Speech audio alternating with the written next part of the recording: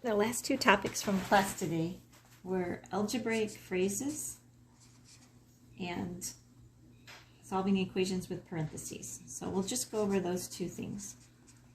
Algebraic phrases just means that sometimes you'll have a word problem that you'll have to take an algebraic and figure out how to change the words into numbers.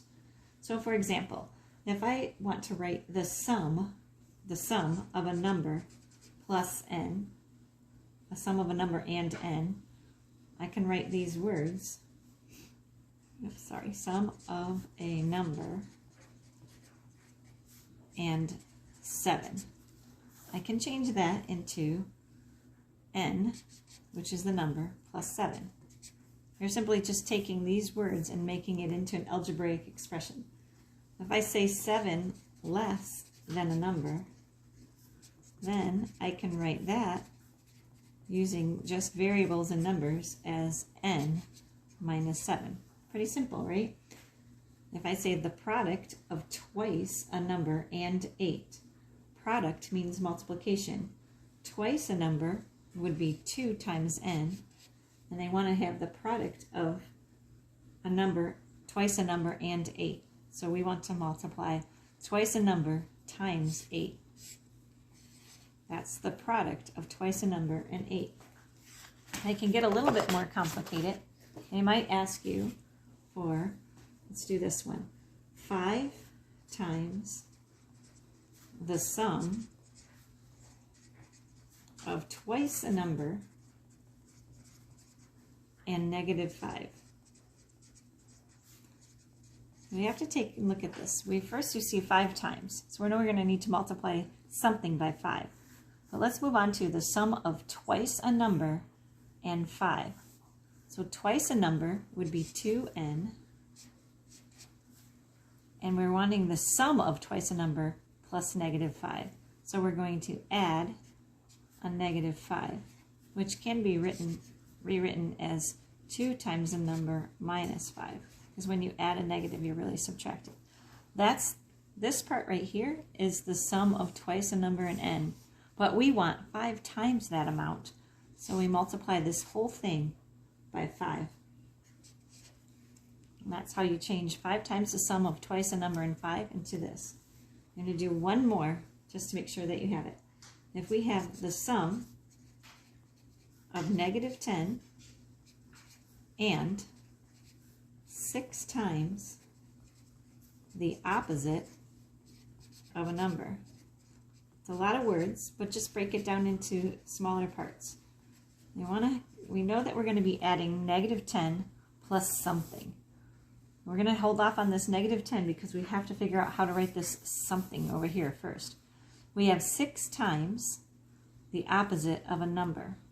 We're going to multiply 6 times the opposite of a number. And then we want to add the sum of negative 10 plus this. So we could write negative 10 plus all of this. This could also be written as 6 times negative n minus 10. Either of those are correct. So I think you guys will do fine with the algebraic phrases, but just go ahead and make sure you break it down into little pieces if the phrase is too long. The last thing I want to look at is when you solve equations with parentheses. You have to be very, very careful to watch the sign. I know you've heard me say that a million times, but that's really important with these type of equations. So in these type of equations, you're trying to get x on one side by itself and the numbers on another.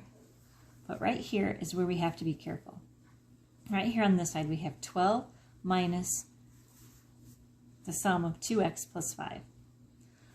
I want to show you what it is not. This is not the same as 12 minus 2x plus 5. That is not correct. We have to be careful that those parentheses mean something. I'm going to cross this out, and I'm going to show you why those parentheses mean something down here. If I have 10 minus 8 plus 3, if I simply translated this to 10 minus 8 plus 3, we would get the answer 10 minus 8 would be 2, 2 plus 3 would be 5. But 5 is not the correct answer. The correct answer, if you solve what's in the parentheses first, would be 10 minus 11, which would be negative 1. So when you are up here, you can't do the same thing. What we did right here was we just said 10 minus 8, and we kept the plus 3. And we can see that that did not work. So it's not going to work up here either. We have to make sure that we are subtracting correctly. So what you can do is when you have, if you are, have an algebraic phrase that's in parentheses, and you're subtracting it, you can think of it by using the distributive property, as if there was a 1 right here. Because 1 times something is just itself. So we can imagine a 1 being in there, and then we can use the distributive property. So we're going to bring the 12 down. We're not worried about that part right now. Now we have negative 1 times 2x. Negative 1 times 2x is a minus 2x. Now we have a negative 1 distributed over here, and we get a minus 5. Well, that's going to give you the correct answer. If you simply carry this plus sign down, you're going to end up with the wrong answer, just the same as we did down here. You have to subtract the 2x, but you also have to subtract the 5 because it's in parentheses. On this side, we just have negative 2. When you're adding, we're going to add the x, and then we're going to, same thing, it's as if there's a 1 right here. A 1 times a negative 3 is a minus 3. When you're adding something in the parentheses, it does work to just carry it through. It's what gets tricky is when you're subtracting something in parentheses. So now you can finish it from there. You would just take and put all the x's on one side and the numbers on one side. I just wanted to show you this tricky part right there.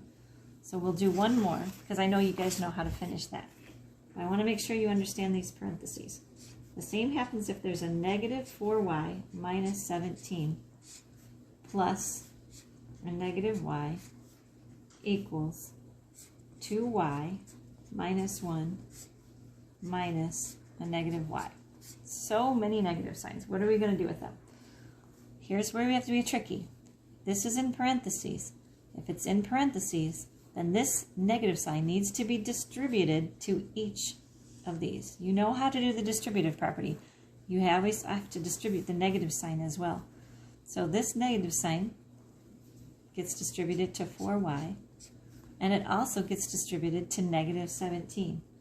So that negative 17, 2 negatives equals a positive, becomes plus 17. Now we have a plus negative y. We can leave it like that. And here we have 2y minus 1. We can go ahead and write that. Now we have a minus a negative y. The 2 negatives become a positive, and we get a positive y. That's where I want you to be very careful, right here, when you're distributing that negative sign. When you get to this point, you have minus 4y plus a minus y. So that's like negative 4 minus 1. So that becomes negative 5y plus 17. On this side, we have a 2y plus another y. So that would be 3y minus 1. Now we're going to take